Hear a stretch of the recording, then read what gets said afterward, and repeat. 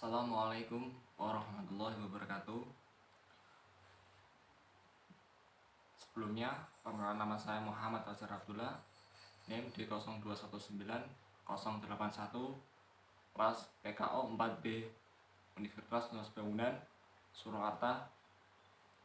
Baik, di sini saya akan sedikit mempresentasikan mengenai beberapa poin di PowerPoint konsep dasar profesi pendidikan kemarin. Di sini saya akan membahas 3 poin, di antara satu mengenai pengertian kode etik. Jadi di sini saya akan menjelaskan apa sih kode etik itu. Jadi istilah kode etik bila dikaji dalam suatu makna terdiri dari 2 kata, yaitu kode yang berarti aturan dan etik yang dari bahasa Yunani yaitu ethos yang berarti watak, adab atau cara hidup, kesopanan seseorang, atau hal-hal yang berhubungan dengan kesusilaan dalam mengerjakan suatu pekerjaan. Jadi pengertian kode etik keprofesian adalah norma-norma atau asas yang harus diindahkan oleh setiap anggota profesinya dalam kehidupan bermasyarakat, yang berisi tentang petunjuk-petunjuk yang harus dilaksanakan ataupun larangan yang tidak boleh dilaksanakan. Baik, saya lanjut mengenai apa sih tujuan dari kode etik itu. Yang pertama adalah untuk menjunjung tinggi martabat profesi. Yang kedua, untuk menjaga dan memelihara kesejahteraan para anggota. Yang ketiga, untuk meningkatkan pengabdian para anggota profesi. Yang keempat, meningkatkan mutu profesi. Yang kelima, untuk meningkatkan mutu organisasi profesi. Adapun tujuan pokok dari sebuah kode etik ialah untuk menjamin agar tugas-tugas pekerjaan sampai keprofesian itu terwujud sebagaimana mestinya, dan kepentingan semua pihak itu terlindungi sebagaimana layaknya, serta pihak-pihak pelayanan keprofesian diharapkan dapat terjaminnya hak-hak memperoleh jasa keprofesiannya atau pelayanan yang berkualitas, yang bersifat finansial, sosial, moral, kultural, dan lainnya.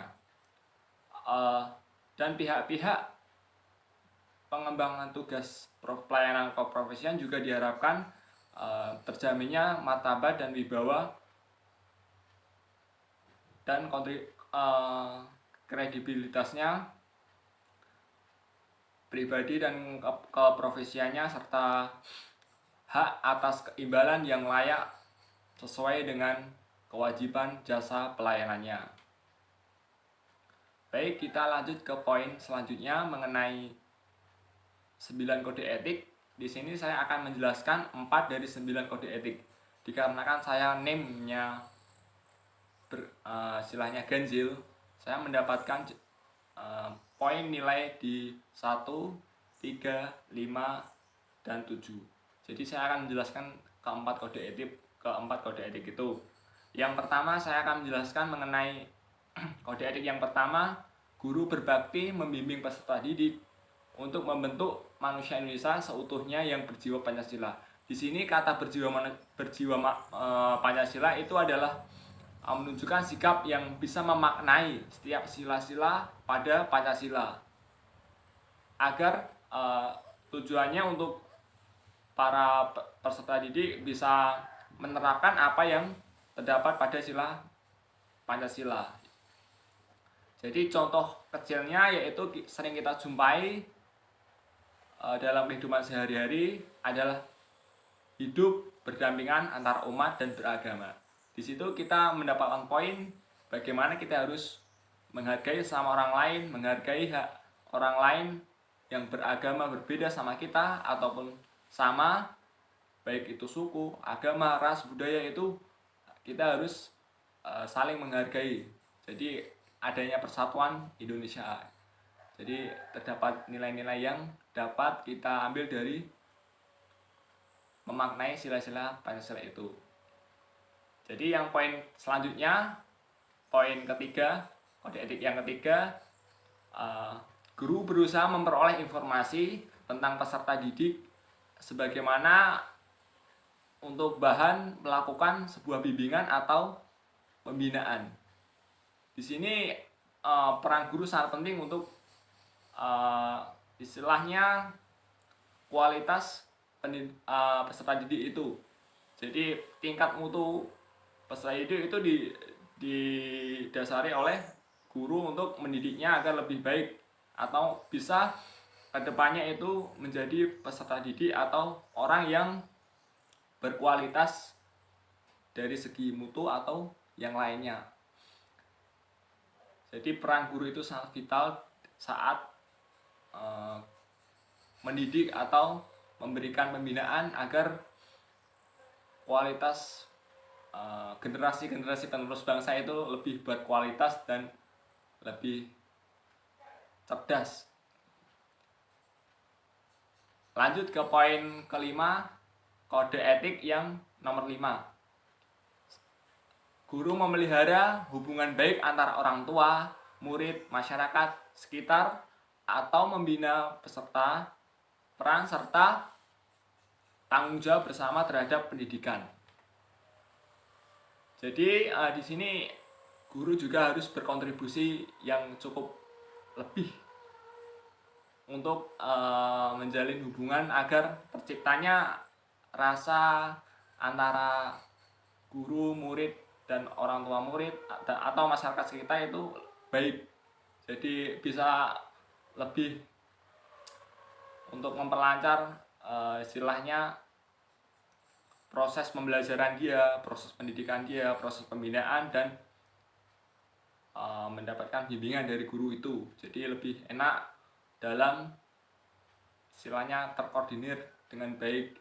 Jadi tidak ada kesalahpahaman paham antara orang tua, murid, atau mungkin bisa jadi ke masyarakat juga efeknya untuk lebih baik. Jadi terjaminnya rasa kekeluargaan yang erat seperti itu.